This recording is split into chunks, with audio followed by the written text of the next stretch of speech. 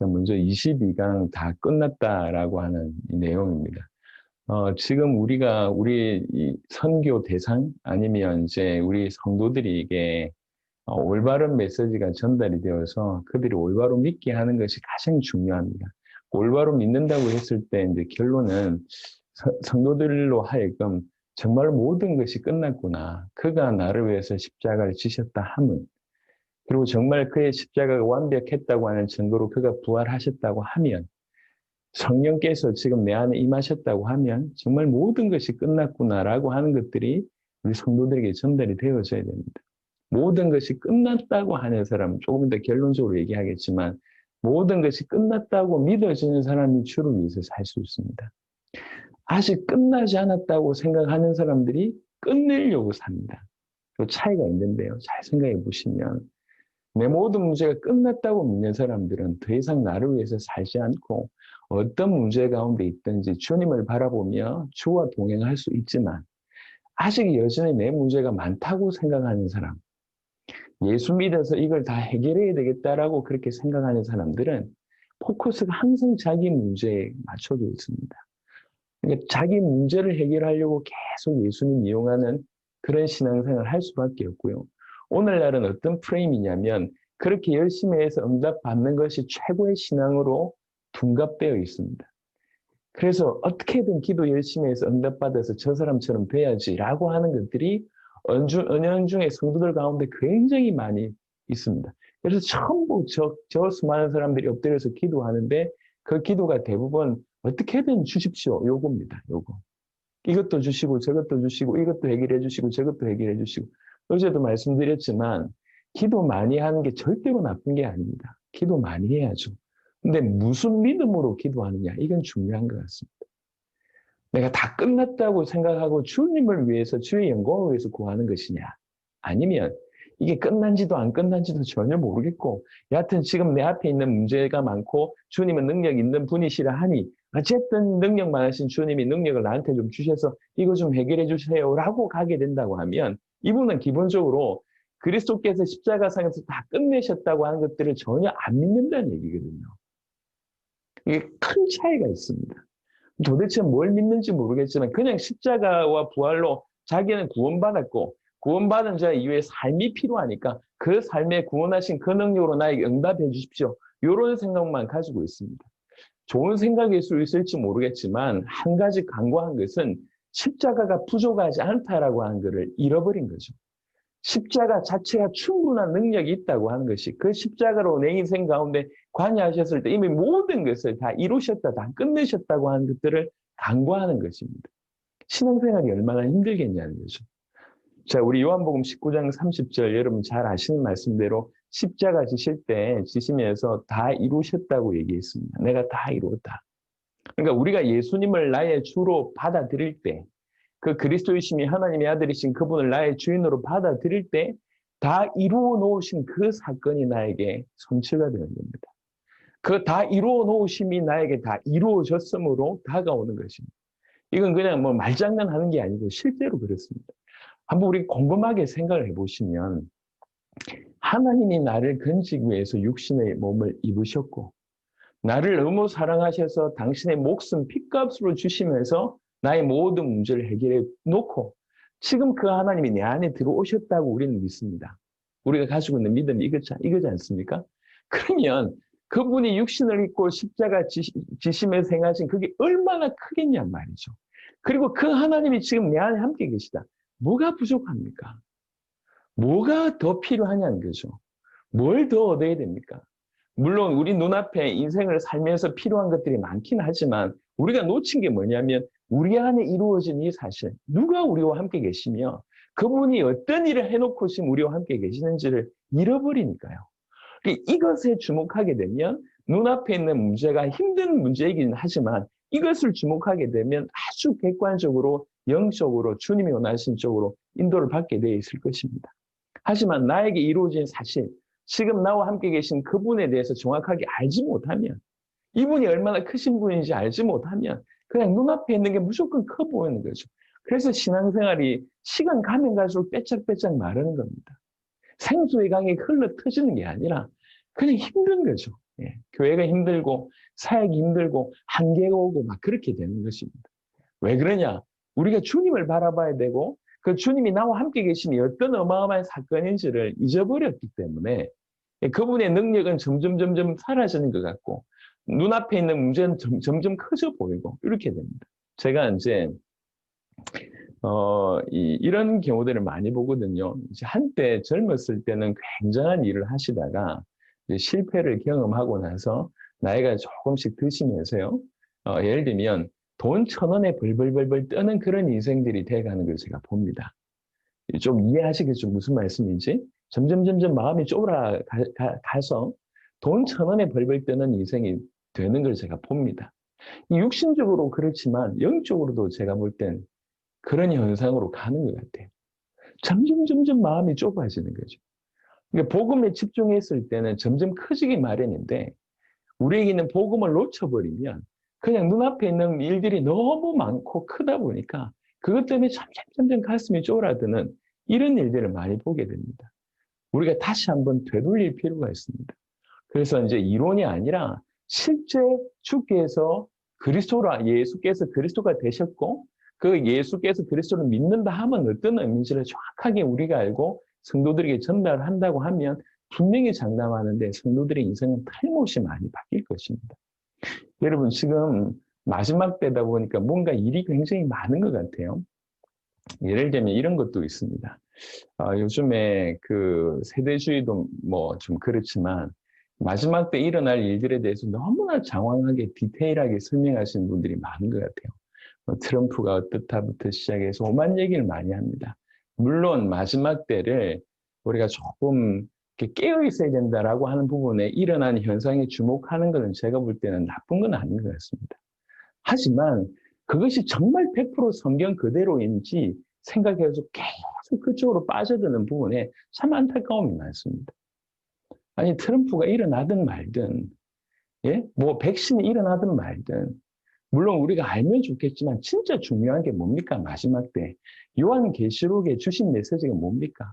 계시록을 통해서 우리에게 주신 메시지는 말세에 이러이러한 일이 있다. 그 얘기를 하는 게 아닙니다. 이러한 일이 있으니까 이 말씀을 듣고 이 말씀을 지키고 이 말씀을 전하는 자가 복이 있다. 그렇게 얘기했지 않습니까? 진짜 중요한 거는 마지막 때를 이길 수 있는 복음과 그 내용을 가진 게 더욱 중요한 거 아닙니까? 지금 마지막 때 일어날 일들을 몰라서 우리 교회가 무너지는 겁니까? 그렇지 않습니다. 마지막 때 일어날 일들을 정확하게 몰라서 무너지는 것이 아니라 마지막 때 일어날 환란을 대비할 복음이 없기 때문에 무너지는 겁니다. 그런 믿음이 없기 때문에 무너지는 겁니다. 우리가 마지막 때 일어날 일들에 대해서 좀 우리가 생각을 하고 그런 부분들에 조금 관심을 기울이는 건 저는 좋다고 생각하고요. 나름대로 이렇게 저렇게 해석하면서 정말 끝이 왔다라고 하는 부분은 저는 좋다고 생각합니다. 하지만 전부 포커스가 이쪽으로 간다는 게 참 안타까움이 많아요. 진짜 준비해야 될 게 뭐냐는 거죠. 우리 교회가 무너진 이유가 뭡니까? 그 마지막 때 일어날 그 사건을 몰라서 그런 것입니까? 아니지 않습니까? 그 마지막 때 일어날 그 환란을 이길 힘, 그 힘이 없기 때문에 무너지는 거 아닙니까? 그걸 넘어설 수 있는 그 환란을 견뎌낼 수 있는 믿음이 없기 때문에 무너지는 거 아닙니까? 교회가 진짜 필요한 건 올바른 복음과 올바른 믿음입니다. 우리 성도들에게 지금 이것이 필요합니다. 그래서 지금 마지막 때다 보니까 전국과 전 세계에서 오만 얘기를 다 합니다. 특별히 세대주의자들은 뭐 절기와 이스라엘 이런 것들을 잘 연결해가지고 시대를 풀어냅니다. 도움이 일단 뭐 전혀 무리가 도움이 되는 부분들은 틀림없이 있다고 생각하지만 온 성도들이 그쪽으로 계속 가고 마지막 때 이런 일이 있다, 이런 일이 있다, 저런 일이 있다, 이게 이 일이다, 저게 저 일이다. 어떻게 보면 좀 깨는 데는 필요할지 모르겠지만 암만 그래도 복음이 없고 믿음이 없다고 하면 마지막 때 일어날 일들을 안단들 이겨낼 수 있겠냐 말이에요. 예, 지금 우리가 진짜 준비해야 될 것은 우리 목회자들, 우리 교회들, 우리 성도들 한 명 한 명이 마지막 때 일어날 환란을 능히 경험할, 능히 극복할 수 있는 복음과 믿음 이게 지금 필요합니다. 왜 저 신천지 14만 4천 명 이런 말도 안 되는데 빠져나갑니까? 성경의 핵심을 모르니까 저 꼬투리 빼가지고 이리 14만 4천 명 갖다 놓고 기가 막히게 이래가지고 이만희가 뭐 어떻다 이렇게 얘기하니까 그냥 넘어가는 겁니다. 성경을 왜 주시는지 모르니까 비유풀이 하니까 그냥 넘어가는 겁니다. 성경의 가장 핵심을 정확하게 알고 있다고 하면 그런 것들이 물론 들어서 뭐 얼마든지 분간할 수 있다고 생각하지만 가장 성경에서 말하는 핵심을 모르니까 딴 얘기하면 그냥 넘어가는 것입니다. 성경은 예수님이 하나님의 아들 그리스도라고 하는 사실을 믿게 하기 위해서 주셨고 그렇게 믿어야지 영생을 얻습니다. 14만 4천이라고 하는 그 테두리 속에 들어가야지 영생을 얻는 게 아니에요. 이게 핵심을 알고 있으면 변두리 얘기 그냥 웃으면서 넘길 수 있습니다. 근데 우리 성도들이 핵심을 모르니까 이 말 저 말 그냥 다 넘어가는 거예요. 수많은 이단들이 왜 교회를 공격합니까? 성도들이 이게 준비된 게 전혀 없거든요. 그러니까 성경 구절 몇 구절 적당하게 짜집게 해서 공격해버리면 넘어지니까 들어가는 거 아닙니까? 우리는요, 교회마다 신천지, 금지, 그게 그렇게 얘기해야 될 게 아닙니다. 그게 너무 안타까워요. 얼마나 교회가 무력하면 신천지 입장 금지 이렇게 간판을 내거냔 말이에요. 왜 교회가 그렇게 됐습니까? 신천지를 이길 수 있는 내용이 교회에 없습니까? 신천지를 이길 수 있는 내용과 그 복음이 성도들에게 전달되면 신천지를 우리가 전도해야 될 거 아닙니까? 우리 교회는 신천지 입장 금지 이러고 앉아 있습니다. 우리나라의 전 세계에 특별히 우리나라는 좁은 땅덩어리다 보니까 조금만 이상하면 이단이라고 얘기합니다. 조금만 이상하면 사입이라고 얘기합니다. 물론 그들 중에 진짜 이단, 진짜 사입이 있습니다. 하지만 적지 않은 사람들이 누명을 받습니다. 왜 그렇습니까? 왜 그렇게 긴장합니까? 교회가 긴장한 게 왜 그러냐? 성도들이 빠져나가니까 긴장을 하는 겁니다. 근데 왜 그렇게 성도들이 빠져나가냔 말이에요. 우리가 성도들 한 명 한 명에게 제대로 된 복음을 심게 되면 성도들이 구분할 수 있으면 전혀 문제가 안 생깁니다. 우리는 정말 제1우선 해야 될 게 뭐냐면 성도들에게 올바른 복음과 올바른 믿음이 갖춰질 수 있도록 하는 것이 우선입니다. 이단 들어오면 안 돼. 사입이 들어오면 안 돼. 신천지 들어오면 안 돼. 들어오면 벌벌 뜰까? 이게 너무 기가 막힌 얘기 아닙니까? 교회가 어쩌다 이렇게 됐냔 말이에요. 그래서 저는 교회 가다 보면 간판 옆에 신천지 뭐 들어오지 마세요. 입장 금지 이런 걸 볼 때마다 기가 막혀서 어쩌다 이렇게 됐나? 어쩌다가. 지금 너무 마지막 때다 보니까 너무 많은 일들이 벌어지는데 성도들이 올바로 분간하게 해야 됩니다. 그건 디테일하게 1, 2 이렇게 전달해야 될 게 아니에요. 성경에서 주어지는 가장 핵심을 제대로 정확하게 전달하고 올바로 믿게 하면 이런 것들은 사실 성도들 입장에서 분간이 됩니다. 어떻게 교회에 신천지가 들어옵니까? 저 말도 안 되는 14만 4천 명이 어떻게 주는 그리스도시요 살아계신 하나님의 아들이십니다라고 정확한 복음을 선포하는 그곳에 이 사람들이 들어와서 이렇게 이상한 짓거리를 할 수 있냔 말이에요. 가장 핵심을 가지고 있는데 저 변두리에 있는 껍데기 들고 와서 이게 진리다. 그게 통하겠습니까? 통할 수가 없습니다. 성도들에게 올바른 복음과 올바른 믿음을 정말 생명 걸고 전달해야 될 것이 지금 우리 교회들, 우리 목회자들, 우리 사역자들, 우리 선교사님들한테 그게 더 필요하다고 생각합니다. 약해가지고 교회가 약하다는 걸 인정하면서 벌벌 떨어야 될 게 아닙니다. 이단 들어오면 어떻게 하지? 사입이 들어오면 어떻게 하지? 이제 신천지 들어오면 어떻게 하지? 이렇게 떨어야 될 것이 아니라 그 어떤 이단도, 그 어떤 사입이도, 그 어떤 단체도 충분히 복음으로 우리가 건져낼 수 있도록 해야 된다는 거죠. 쿠바에 이 복음이 전달됐을 때 100개 교단 이상이 일어났을 때요. 그 100개 교단의 사람들이 이게 맞다고 뛰어들었는데 가장 큰 집회를 어디서 했냐? 안식교에서 했어요. 안식교에서. 안식교 목사님들의 메시지를 가만히 들어보더니 이게 맞다는 거예요. 이게 맞다. 예수가 그리스도, 예수님이 하나님의 아들 그리스도 이게 맞다. 그 지역에서 안식교회가 가장 컸어요. 그러니까 그 안식교회가 교회를 내줬어요. 여기서 집회하라. 안식교회도 회개하고 이 복음이 맞다고 인정합니다. 그게 가톨릭을 다니던 사람들도 들어왔어요. 수많은 이단들이 무릎 꿇고 들어왔습니다. 복음 앞에. 다른 것들이 중요하지 않지 않습니까? 왜 마지막 때 말세에 일어날 일들 때문에 벌벌 떨어야 되는 것입니까? 우리가 말세에 일어날 일이 말세가 정확하게 맞기 때문에 우리가 해야 될 것이 뭐냐면 말세가 맞기 때문에 이 복음으로 전 세계에 전해야 될 거 아닙니까? 예, 마태복음 24장 14절 이 천국 복음이 모든 민족에 정언되는 그거 우리가 해야 될 거 아닙니까? 틀림없이 말세가 맞으니.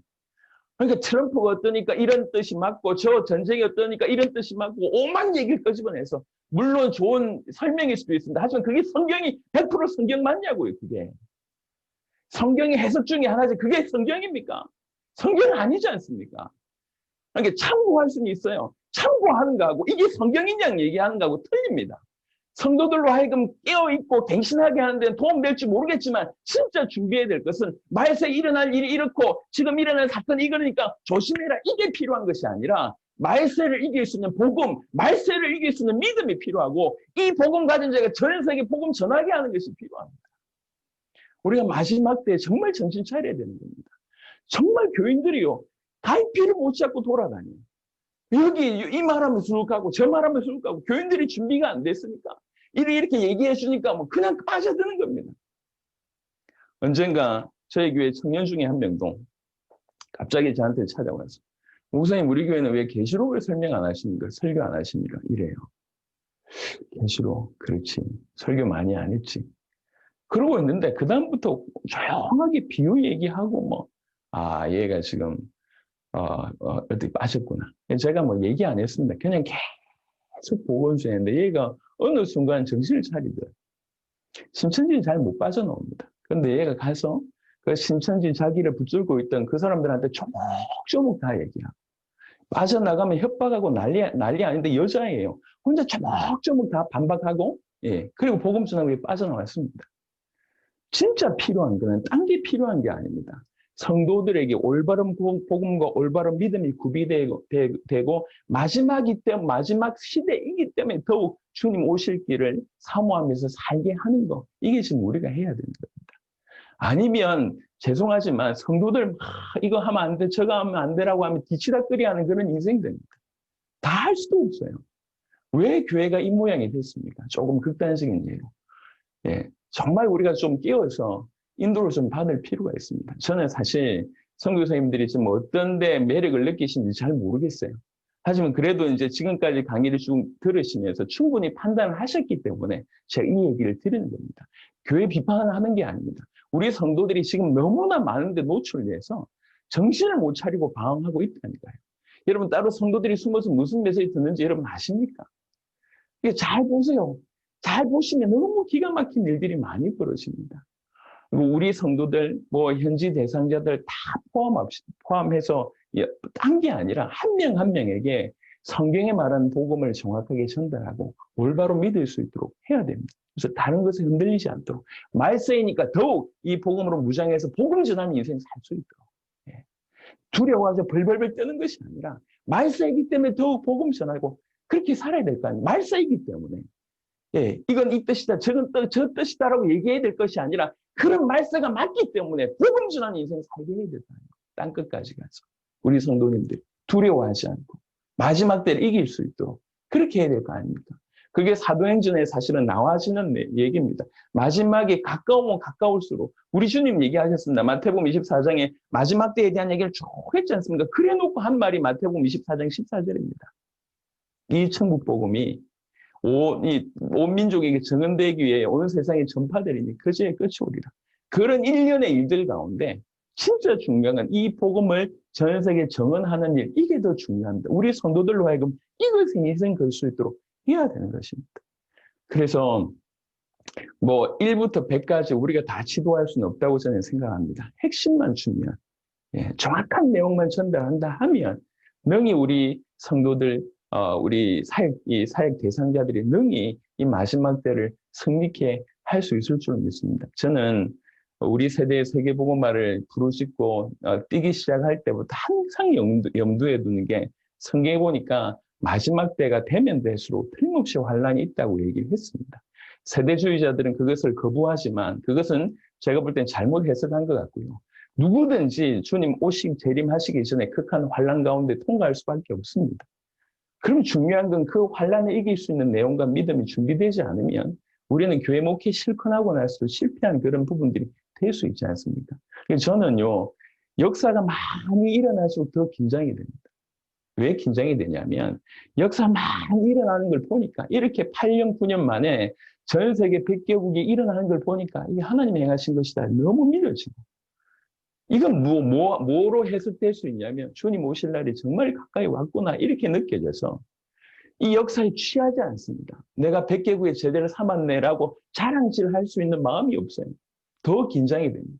주님 오실 날이 정말 가까이 왔구나 라고 하는 것 때문에. 그러니까 우리는 샴페인 터뜨릴 시간이 없어요. 우리 한 개 교회가 100개 교회 문을 열었으니까 다 와서 들어보세요. 간증할 그런 마음이 없습니다. 제 마음은 어떤 마음이 더 무거워요. 정말 주님 오실 때가 가까이 왔구나라고 하는 생각 때문에 더 무겁습니다. 그러니까 한편으로는 역사 일어나서 너무 좋은데 주님 오실 날이 더 가까웠구나. 더 겸비해야 되겠구나. 이런 생각이 드는 겁니다. 우리 모두가 사실 그래야 될 거 아닙니까? 그래서 오늘 이 아침에 이 마지막 때에 사실 다가올 그 모든 부분에 우리가 성도로서 교회로서 목회자로서 제대로 준비하면서 그 마지막 때를 이겨내야 되지 않겠나 생각됩니다. 그 믿음 중에 하나가 오늘 다 끝났다라고 하는 믿음입니다. 요한복음 19장 30절에 주께서 다 이루셨습니다.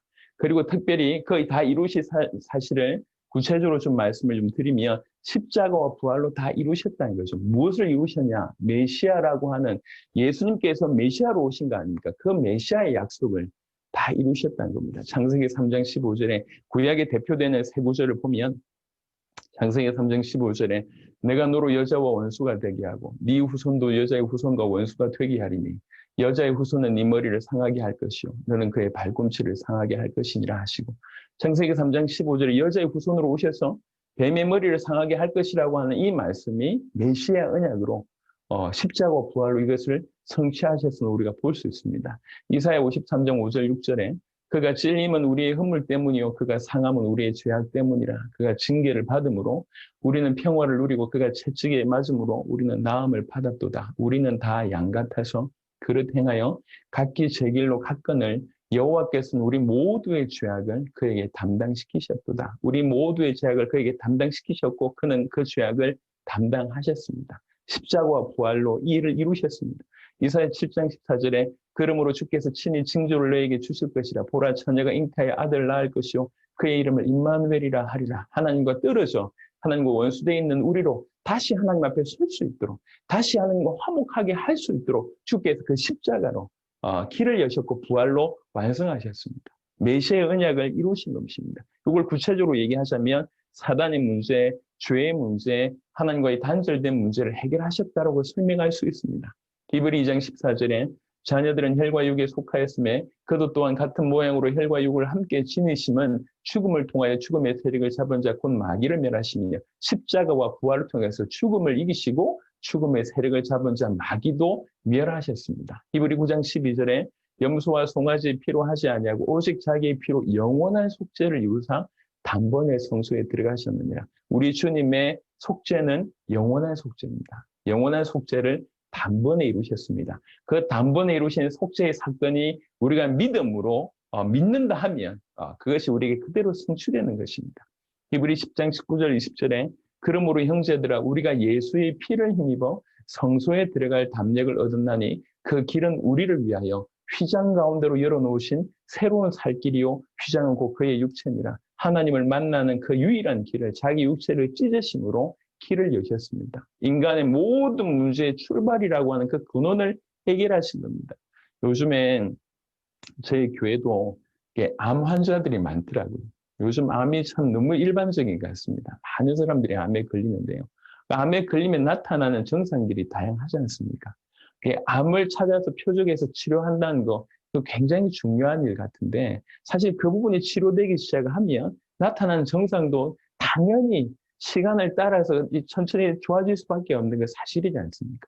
마찬가지로 우리의 인생의 모든 근본의 문제를 주께서 치유하셨고 완전히 해결하셨고 그리고 주님이 우리와 함께 계시다고 하면 우리 인생의 수많은 문제가 다양한 증상들이 많다 할지라도 그것은 점점 사라질 수밖에 없을 것이고 주님이 나와 함께 계시기 때문에 그 또한 문제가 되지 않는다고 우리는 믿습니다.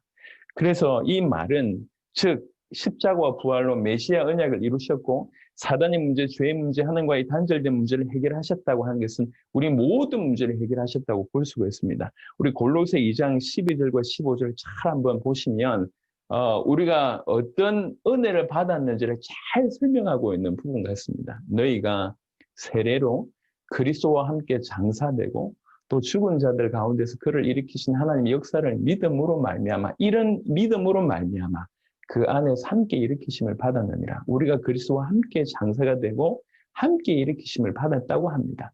죽었던 우리가요. 또 범죄와 육체의 무할례로 죽었던 너희를 하나님이 그와 함께 살리시고 그러니까 죽었던 우리가 살아났다. 끝난 거 아닌가요? 그러면서 우리 모든 죄를 사하시고 자, 그 다음에 우리를 거스르고 불리하게 하는 법정으로 쓴 정서를 치우시고 제하여 버리사 십자가에 못 박으시고 우리 죄도 사할 뿐만 아니라 우리의 죄를 정하는 그 모든 법조문까지도 깨끗하게 처리하셨다는 겁니다. 그래놓고 통치자들과 권세들이라고 얘기할 때 전통적으로 보이지 않는 영적인 세력, 사단의 어떤 세력 이렇게 표현할 수가 있습니다. 통치자들과 권세들을 무력하여 드러내어 구경거리로 삼으시고 십자가로 그들을 이기셨느니라. 지금 우리가 얘기하는 사단의 문제, 죄의 문제, 하나님과 단절된 문제 이런 표현들이 사실 골로새 2장 12절부터 15절은 이렇게 나와 있습니다. 모든 것이 끝난 겁니다. 죽었던 우리가 살았고 우리 모든 죄가 사해지고 우리를 정죄하는 그 모든 율법의 요소까지 사라져버렸고 우리를 붙들고 있던 그 모든 사단의 세력이 무력화되어지는 이런 일들이 일어난 겁니다. 사실 모든 것이 끝난 것이죠. 과거, 현재, 미래가 끝난 겁니다. 죽었던 우리가 지금 살아났습니다. 그리고 우리 앞에 걸거칠 수 있는 그 모든 것들을 끝내셨습니다. 그래놓고 베드로전서 1장 3절에 우리 주 예수 그리스도의 아버지 하나님을 찬송하리로다. 그의 많으신 긍휼대로 예수 그리스도를 죽은 자 가운데서 부활하게 하심으로 말미암아 우리를 거듭나게 하사 산 소망이 있게 하시며 우리의 미래가 어떻게 될지에 대해서 이미 그리스도께서 부활하심으로 우리에게 보여주신 겁니다. 우리의 죽었던 우리의 과거가 살아났을 뿐만 아니라 죄가 사해지고 그 모든 정죄가 사라지고 정죄하는 요소도 사라지고 우리를 붙들고 있던 사단도 무력화되는 일이 벌어지면서 우리 미래까지 산 소망까지 허락하신 것입니다. 자세하게 보시면 우리 돈 문제가 어떻게 될 것이며 우리 가정 문제가 어떻게 될 것이며 디테일한 수많은 문제들을 굳이 열거하지 않는다 할지라도 예수님을 믿는 자가 어떤 복을 받았는지를 그냥 좋게 열거하는 것입니다. 이런 은혜를 우리가 받은 것입니다. 굳이 얘기하자면 그가 그리스도께서 우리와 함께 죽으시고 장사되고 그리스도와 함께 지금 살리셔서 지금 우리가 그리스도와 함께 있다는 그것만으로도 사실은 모든 문제가 끝났다고 볼 수가 있는 것입니다. 그것도 단번에 영원히 온전히 끝났습니다. 염소와 송아지의 피로 하지 아니하고 오직 자기의 피로 영원한 속죄를 이루사 단번에 성소에 들어가셨느니라. 그가 거룩하게 된 자들을 여기 중요한 단어가 세 가지 한꺼번에 나옵니다. 한 번의 제사로 영원히 온전하게 하시느니라. 우리 주님의 제사의 속죄의 특징이었습니다. 한 번의 제사지만 영원한 속죄고 퍼펙트합니다. 온전하다 이렇게 얘기합니다. 그게 주님의 속죄의 성격일 뿐만 아니라 실제로 우리에게 허락하신 구원의 어떤 구원에 대한 귀중한 설명이라고 볼 수가 있습니다. 그래서 다시 얘기합니다. 십자가와 부활로 다 이루셨습니다. 그의 십자가는 절대로 부족하지 않습니다. 충만합니다. 충만 위에 충만. 우리 인생의 전 인류가 70억이 아니라 7천억이라고 하더라도 7천조라고 하더라도 그 인구의 모든 과거, 현재, 미래의 모든 죄를 영원히 완벽하게 단번에 쓸어버릴 수 있는 단번에 해결할 수 있는 능력이 그 피의 능력 가운데 있습니다. 그 피의 능력이 우리 가운데 임한 것입니다. 그 피의 능력이 부족하지 않습니다. 그분의 죽으심과 그분의 부활하심으로 우리 모든 문제를 끝내놓으셨고 그 하나님이 우리 가운데 임하신 것입니다. 이게 얼마나 놀라운 사건입니까? 그분이 우리 인생 가운데 임하신다고 하면 우리 인생 가운데 임하셨다는 얘기는 내 인생 같이 살아주시겠다는 얘기인데 어떤 의미로 내 인생을 대신 살겠다고 하는 것인데 내 인생을 주도하시겠다고 하는 끌고 가시겠다고 하는데 앞에 놓여져 있는 수많은 문제가 뭐가 문제가 되겠냐면 뭐가 문제가 되겠습니까? 제가 대학을 들어가서 당구를 한 걸 처음 배웠습니다. 당구. 여러분 당구를 좀 쳐보시면 알겠지만 이게 초보자들은 길이 안 보여요. 이게 길이 무슨 말이냐 여자분들은 잘 모르실 건데 당구장 안에 길이 있습니다. 길이 있어요. 이게 3쿠션 있고 이렇게 있습니다. 치는 방법이. 초보자는 그 길이 보이지 않습니다. 그런데 조금 고수들은요. 어떻게 치면 된다라고 하는 길이 보이기 시작합니다. 하물며 초보와 고수의 차이도 보는 눈이 다를진데 하나님이 내 인생에 관여하셔서 수많은 문제 가운데 그 수많은 난관 가운데 우리를 인도하실 때 얼마나 퍼펙트하게 인도하시겠냐면 조금 극단적인 얘기로 주님 나와 함께 계시면서 이 길을 가다가 갑자기 죽게 됐다. 그래도 족한 거 아니겠습니까?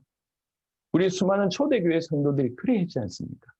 예수님 믿고 깨끗하게 자기 목숨 드리면서 돌아가셨지 않습니까? 왜 그렇습니까? 모든 것이 그것도 영원히 내 인생의 모든 문제가 끝났다고 믿어졌기 때문에 그렇게 산 거 아닙니까? 사자굴에 그렇게 들어가고 이 콜로세움 같은 데서 이게 이 동물들이 짐승들이 막 덤벼들 때도 우리가 코바디스 같은 영화를 보면 그런 장면들이 나오지 않습니까? 저는 부러웠어요. 도대체 무슨 믿음이 저럴 수 있을까? 어떤 믿음이 저럴 수 있을까? 저런 믿음이 오늘날에 가능한가? 이런 생각을 늘 했습니다. 근데 중요한 건 그 믿음이나 오늘 이 시대에 사는 믿음이나 성경에서는 동일한 믿음을 얘기합니다. 그 믿음이 뭡니까? 예수님이 누구인지를 믿는 것입니다. 예수님이 하나님의 아들 그리스도라고 하는 사실을 믿을 때, 정말 내 모든 문제를 그의 십자가로 다 끝내셨다고 믿을 때, 그렇게 정말로 믿으실 때, 능히 그런 삶을 하나님께서 우리로 하여금 살게 하실 줄 믿습니다. 이런 은혜가 우리 가운데 있어야 된다는 거죠. 십자가와 부활로 다 이루셨습니다. 그거를 우리식으로 표현하면 다 끝났다는 거예요. 다 끝났다. 그래서 마태복음 6장 31절부터 34절에는 그 유명한 말씀을 하시는 겁니다. 그러므로 염려하여 이르기를 무엇을 먹을까, 무엇을 마실까, 무엇을 입을까 하지 말라. 예, 이게 다 육신적인 이 피로라고 얘기할 때는 육신적인 피로 때문에 늘 염려하고 있는 우리의 모습을 얘기합니다. 이는 다 이방인이 하는 것이다. 너희 하늘 아버지께서 이 모든 것이 너희에게 있어야 할 줄을 아시느니라. 그런즉 너희는 먼저 그의 나라와 그의 의를 구하라. 그리하면 이 모든 것을 너희에게 더하시리라. 분명히 우리 주님이 마태복음 6장에 언급하신 내용입니다. 우리가 잘 아는 내용이고 자주 인용하는 내용입니다. 하지만 우리가 생각하는 것보다 훨씬 깊은 내용입니다. 이 내용은. 주께서 모든 것을 끝내셨기 때문에 더 이상 내가 문제가 되지 않는 겁니다. 주께서 그 십자가 부활로 어마어마한 능력으로 모든 것을 끝내놓고 그분이 나와 함께 계시기 때문에 어떤 것도 문제가 되지 않는다는 거죠. 그래서 이런 자는 뭐 먹을까, 뭐 마실까, 뭘 입을까 그 염려하지 말라고 분명히 얘기하고 있습니다. 포커스가 어디에 맞춰져 있냐면 하나님의 나라와 하나님의 의를 위해서 구하라고 얘기하고 있습니다. 이게 올바르지 않습니까? 근데 오늘날 우리는 예수 이름으로 뭐 먹지, 뭐 마실지, 뭐 입을까, 이거 고민하면서 이거 해결해달라고 하고 있지 않습니까? 이게 올바른 신앙이 아님을 우리가 볼 수 있는 겁니다. 우리 모든 성도들이 이렇게 돼야 됩니다. 근데 예수님을 정확하게 모르는 사람이 이렇게 할 수 있겠습니까? 제가 볼 땐 불가능하다고 생각합니다. 예수님이 어느 정도의 그분의 십자가와 그분의 부활의 능력이 얼마나 큰지 모르고 그 주님이 나와 함께 계시다는 것이 얼마나 큰지 모르는 사람이 먹고 입는 이 문제, 먹고 사는 문제를 놓을 수가 있냐? 없습니다. 절대로 없습니다. 그러니까 먹고 사는 문제보다 이 복음이 커 보이지 않으면 절대로 놓을 수가 없습니다. 그래서 뭘 하자는 얘기냐면 이 복음이 커 보이게 하자는 거죠. 원래 이 복음이 크니까. 이 복음이 얼마나 크다라고 하는 것을 전해야지 사람들로 하여금 먹고 사는 문제에서 눈을 들어서 이분을 보게 돼 있다는 거죠. 그렇지 않으면 일평생 먹고 사는 문제에 예수님이 이용하는 아주 수준 낮은 신앙인이 되는 것입니다. 우리 주님의 말씀을 새겨드려야 될 것입니다. 너희가 누구냐? 너희가 십자가와 부활로 구원받은 자가 아니냐? 그렇다고 하면 뭐 먹을까, 뭐 입을까, 뭐 마실까 염려하지 마라. 너희에게 필요한 건 내가 안다. 그러니까 너희는 먼저 그 나라와 그 의를 구할 것을 굉장히 강력하게 요구하고 계십니다. 우리가 알고 있는 성경 지식 중에 잘 알고 있는 성경의 구절 중에 하나로 지나치면 큰일 납니다. 저는 목회를 하면서 통장에 여유 있었던 적이 한 번도 없습니다. 한 번도. 통장에 뭐 조금 말해서 몇백만 원 정도도 있었던 적이 없습니다. 예. 그렇게 살았습니다. 지금까지 그렇게 살아왔습니다. 누가 보더라도 열심히 목회하고 나서 거의 망한 것 같아요. 뭐 집 없지, 차 없지, 뭐 통장에 돈 한 푼 없지. 그러면서 지금까지 사역을 했습니다. 근데 별로 그게 중요하지 않았습니다. 충분히 먹고 살고 있고 우리 자녀들하고 귀한 가정을 이루어서 살고 있고 필요한 거 부족함이 없이 쓰고 있습니다. 감사하죠. 포커스가 나의 존재 이유가 뭐며 교회의 존재 이유가 뭔지가 계속 질문하게 되니 하나님께서 이런 상황 가운데 있는 우리를 통해서 전 세계 복음 전하시도록 하나님 하셨습니다. 그게 은혜 아닙니까? 예. 여유 있었던 적이 단 한 번도 없습니다. 뭐 앞으로도 없을지 모르겠지만 있으면 좋겠지만요. 있든지 없든지 지금까지 그렇게 살아왔어요. 그게 뭐가 중요합니까? 우리 존재 이유, 나를 이렇게 건져내신 그 이유에 우리가 주목하게 될 때, 내 상황은 상황이고, 이건 하나님께 맡겨놓고 계속 올인하는 것입니다. 근데 제가 지금까지 뭐 이렇게 목회하면서 하는 것들은 누구든지 이제 간증이 있으니까요. 당대 세계복음화를 하면서 지금까지 약 9년, 10년 동안 해오면서 하나님이 너무 적절하게 다 먹이시고 입히시고 세우심을 봅니다. 교회 이 가정을 떠나가지고 뭐 이렇게 1년에 몇 개월씩 돌아다녀도 하나님께서 자녀들을 잘 보호하시고, 이 경제 문제 때문에 밥 굶지 않도록 하나님 역사하시고, 또 정말 생명권 또 귀중한 성도들을 채우시고, 은혜죠. 저는 이 말이 조금 이해가 됩니다. 조금. 하나님 우리에게 100을 주셨지 않습니까? 그래 놓고 우리에게 얘기합니다. 너도 100을 줘. 요 얘기예요. 네 100을 줘봐. 내가 어떻게 하는지. 네 전부를 나한테 줘봐. 내가 어떻게 하는지. 마치 그렇게 물으시는 것 같습니다. 내가 내 목숨을 나한테 줬잖아. 너 나한테 네 인생 전체를 줘봐. 내가 어떻게 채웠는지 네가 경험하게 해줄게. 꼭 이렇게 들립니다. 또 이렇게 실제로 조금 지난 시간 동안에 해보니까 하나님 채우심을 느끼게 돼요.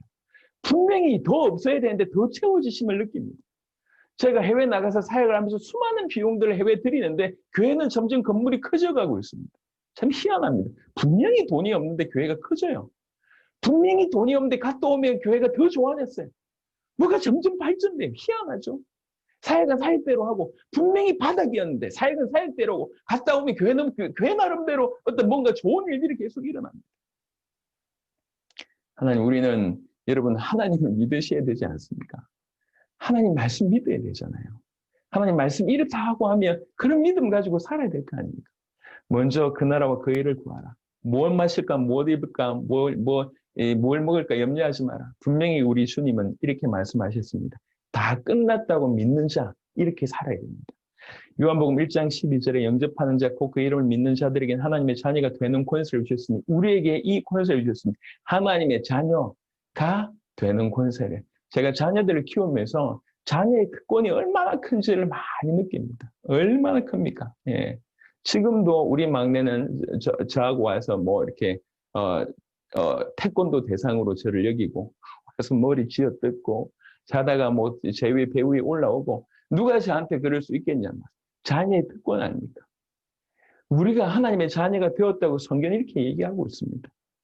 그리고 요한복음 5장 24절에 내가 진실로 진실로 너에게 이르노니 내 말을 듣고 또 나 보내신 이를 믿는 자는 영생을 얻었고, 현재 완료로 쓰고 있습니다. 얻었고 심판에 이르지 아니하나니 사망에서 생명으로 옮겼느니라. 우리가 받은 은혜입니다. 예. 다 끝났다라고 하는 말이 이렇게 표현되는 겁니다. 이런데 뭐가 문제냐, 요 얘기죠. 요한복음 14장 16절부터 17절에 내가 아버지께서 구하겠으니 그가 또 다른 보혜사, 예, 주님과 똑같은데 다른 그 보혜사, 그 보혜사를 너희에게 주사 영원토록 너희와 함께 있게 하리니, 그 보혜사가 영원토록 우리와 함께 있다고 합니다. 그는 진리의 영이라. 세상은 능히 그를 받지 못하나니 이는 그를 보지도 못하고 알지도 못합니다. 그러나 너희는 그를 아나니 그는 너희와 함께 거하시며 또 너희 속에 계십니다. 너희 속에 있고 너희와 함께 있는데 영원토록 함께 있다고 얘기했습니다. 예, 그런데 뭐가 문제가 되겠냐는 거죠. 한번 생각을 해보시면 그런 하나님이 우리와 함께 계시다, 영원토록 계시다. 사실 이게 믿어지면 끝 아니겠습니까?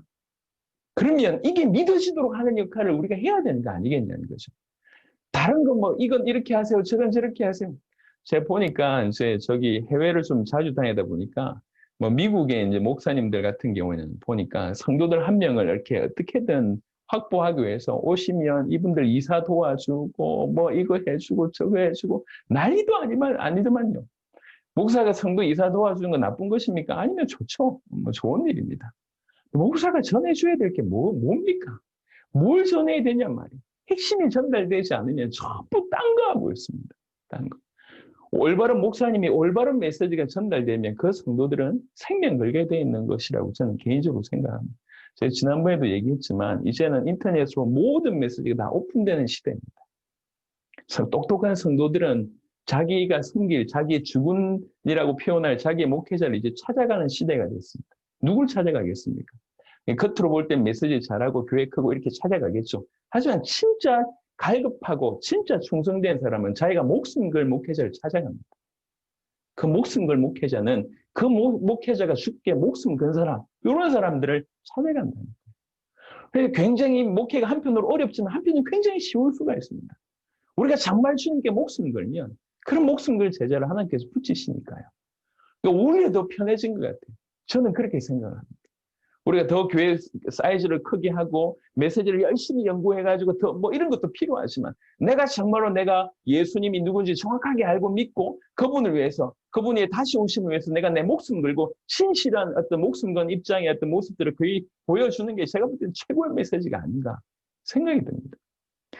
생각을 해보시면 한 교회에 성도들이 오래 있으면 어떤 성도들은 10년, 20년 있지 않습니까? 저희가 지금 개척한 지 이제 17년 차 되는데 17년 동안 교회에 있는 사람이 있습니다.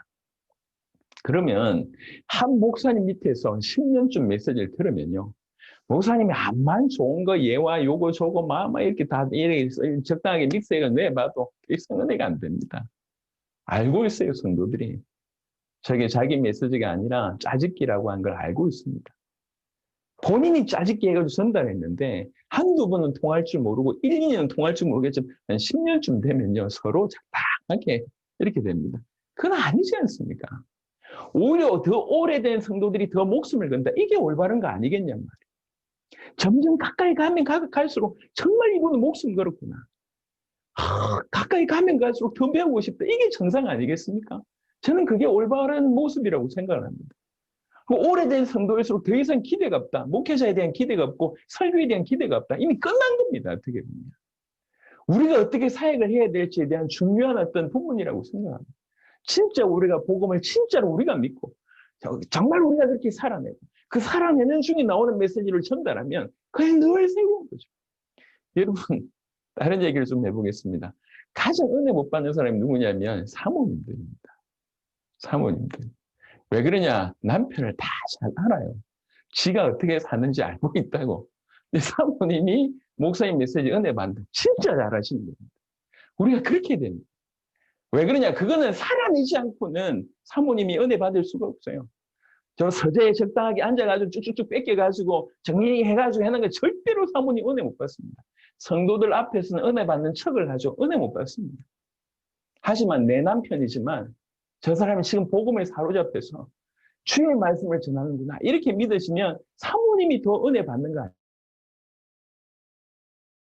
저는 제 최고의 측근이라고 할 수 있는 이게 성도들 교육자들이 있습니다. 너무 좋아요. 하지만 항상 긴장합니다. 왜 그러냐? 결국 이 사람들이 나를 보고 이 사람들이 자기가 느끼는 바대로 전달하는 것이 굉장히 강력한 메시지가 될 건데 최측근에 있는 사람들이 저를 보고 정말 하나님의 사람으로 여긴다. 그럼 끝난 거 아니냐는 거죠. 그래서 너무 편하지만 긴장하면서 그들을 대합니다. 이해되십니까? 무슨 말씀인지. 정말 우리가 어떻게 보면 목회가 굉장히 힘들지만 어떻게 보면 굉장히 목회가 단순한 것 같습니다. 우리가 복음을 믿고 그렇게 살아내면 끝입니다. 그럼 우리 최측근이 우리를 보고 감동하게 될 것이며 우리 교회가 우리 성도들이 우리를 보고 감동하게 될 것이고 그래 사는 거 아닙니까? 감사하게 복음 가득한 교회가 저를 너무 많이 도와줍니다. 이해해주고요. 최대한 서포트해줍니다. 제가 성격이 그렇게 좋은 편이 못 되거든요. 조금 전에도 설교하면서 욱하는 거 보셨죠? 제가 이렇게 성격이 이름도 욱자라 좀 욱 많이 합니다. 성격이요. 우리가 이렇게 제가 또 경상도 출신이라 이 서울 사람처럼 아름다운 말 이런 말 잘 못합니다. 칭찬 잘 못하고 이래요. 성도들 입장에서 목회자 중에는 그렇게 좋은 점수를 줄 수 있는 목회자가 아닌 것 같아요. 근데 성도들이 정말 저를 도와주려고 하는 거는 제가 어떻게 살고 있는지 그래도 조금 보시니까 감사하게. 그래도 한결같이 복음 때문에 생을 걸고 뭐 이렇게 안 된다 하더라도 끝까지 가는 모습들을 우리 성도들이 보니까 잘 도와주시는 것 같아요. 목회자는 별로 뛰어나지 못한데 스태프들이 뛰어난 친구들이 너무 많아요. 이 친구들이 생명 걸고 돕는 거죠. 받은 은혜가 참 큰 것 같습니다. 여러분, 모든 것이 끝났다고 믿어지는 사람이 주를 위해서 살 수 있습니다. 모든 것이 끝났다고 믿어지는 것, 이게 지금 우리에게 제대로 정리되어야 됩니다. 우리 영원토록 우리와 함께 우리 속에 뭐가 더 필요하겠냐는 거죠. 로마서 8장 32절에 자기 아들을 아끼지 아니하시고 우리 모든 사람을 위하여 내주신 이가 어찌 그 아들과 함께 모든 것을 우리에게 주시지 아니하겠느냐. 뭘 더 말하겠습니까? 아들 줬는데 우리에게 뭘 더 못 주겠냐. 아들 주셨는데 뭘 못 주겠냐. 그런데 우리는 벌벌벌 떨고 있습니다. 주님 제발 이거 주세요. 주님 제발 저거 주세요. 이미 와 있는 건 전혀 돌아보지도 않고. 에베소 2장 5절 6절 보니까 허물로 죽은 우리를 그리스도와 함께 살리셨고 너희는 은혜로 구원을 받은 것이라 또 함께 일으키사 그리스도 예수 안에서 함께 하늘에 앉히신 여기는 과거, 현재, 미래가 다 나와 있습니다. 허물로 죽은 우리를 과거에 우리가 그래했던 우리를 그리스도와 함께 살리셨고 또 함께 일으키사 지금 그리고 하늘에 앉히시니 과거, 현재, 미래를 그 그리스도 예수께서 끝내셨어요. 우리 모든 것을. 골로새 1장 13절에 그가 우리를 흑암의 권세에서 건져내서 그의 사랑의 아들의 나라로 옮기셨으니 하나님의 아들의 나라로 옮기셨습니다. 끝났습니다. 그 다음에 이렇게 다 끝났다고 믿는 자들에게는 사실 어떤 것도 문제가 되지 않습니다. 제가 이 네 구절은 사실 초대교회 성도들에 대한 얘기를 좀 한 건데요. 요한복음 9장 22절에 보니까 그 부모가 이렇게 말한 것은 이미 유대인들이 누구든지 예수를 그리스도로 시인하는 자는 출교하기로 결의하였으므로 그들은 무서워함이르라 라고 얘기합니다. 그 엄청난 병자를 치유하는 일이 벌어졌고요. 그 병자 치유하는 것들 때문에 이제 일이 많이 커진 거죠. 그 무렵에 요한복음 9장 22절에는 이미 유대인들이 누구든지 예수님을 보고 그리스도라고 시인하면 이미 출교하기로 결의했다고 합니다. 그 시대의 출교는 모든 것이 끊어지지 않습니까? 사회생활이 다 끊어집니다. 아이들 학교를 보낼 수가 없어요. 경제활동을 할 수가 없습니다. 이미 예수님 살아계실 때, 예수님 사역하고 계실 때 이런 일이 벌어졌습니다. 그럼에도 불구하고 내가 생활이 안 되고 우리 아이들 교육을 못 시키는데도 불구하고 예수님을 그리스도로 믿기 시작합니다.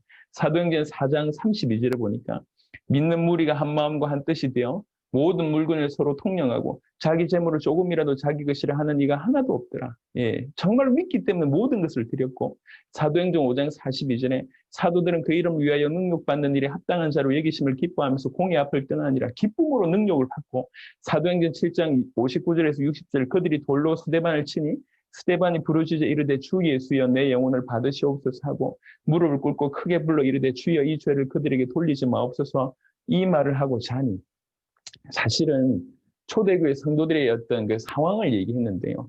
초대교회 성도들이 예수님을 그리스도로 믿었기 때문에 출교를 당했고 예수님을 그리스도로 믿었기 때문에 능력을 받았고 예수님을 그리스도로 전했기 때문에 죽음에 이르렀습니다. 예수님이 그리스도 믿겨졌기 때문에 가지고 있던 모든 물질을 내놓는 일이 벌어집니다. 자, 이게 예수님을 그리스도로 믿는 삶으로 믿음의 어떤 삶의 형태로 드러난 겁니다. 지금의 기독교인들이 추구하는 것하고 너무 다릅니다.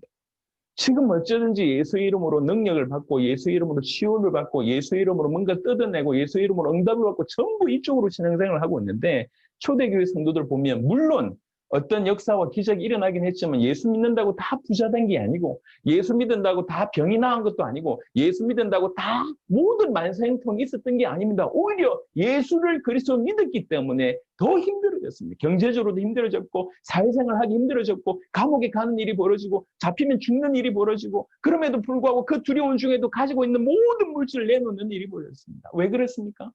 다 끝났다고 믿어졌기 때문에 그렇습니다.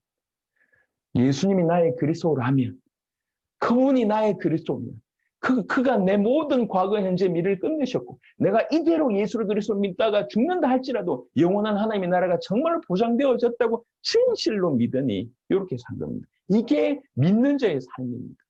예수님을 믿는다고 하는 것은 이렇게 되는 것입니다. 이런 자를 표현해서 빛과 소금이라고 표현한 겁니다. 이게. 그래서 지금 기독교인의 삶의 양상이 너무 성경하고 다르게 나타나는 이유는 그들에게 전달된 복음과 믿음에 심각한 문제가 있다고 우리가 볼 수가 있습니다. 다시 한번 우리 성도들이 이런 삶을 살게 해야 됩니다. 근데 이런 삶을 사는 것은 이래라 저래라라고 하는 말 몇 마디로 되는 게 아니에요. 여러분 주일날 설교 때 얼마나 많은 이렇게 해야 됩니다, 저렇게 해야 됩니다 메시지를 하십니까? 얼마나 많은 메시지를 그렇게 하시면 얼마나 많은 성도들이 그 말씀 그대로 따라 삽니까? 이래라 저래라가 메시지가 필요한 게 아니고 그들이 그렇게 살 수밖에 없는 믿음이 전달돼야 되고 그들이 그렇게 살 수밖에 없는 복음이 전달돼야 돼요. 애타게 지금 이 말을 지금 계속 강조합니다. 우리에게 필요한 건 복음입니다.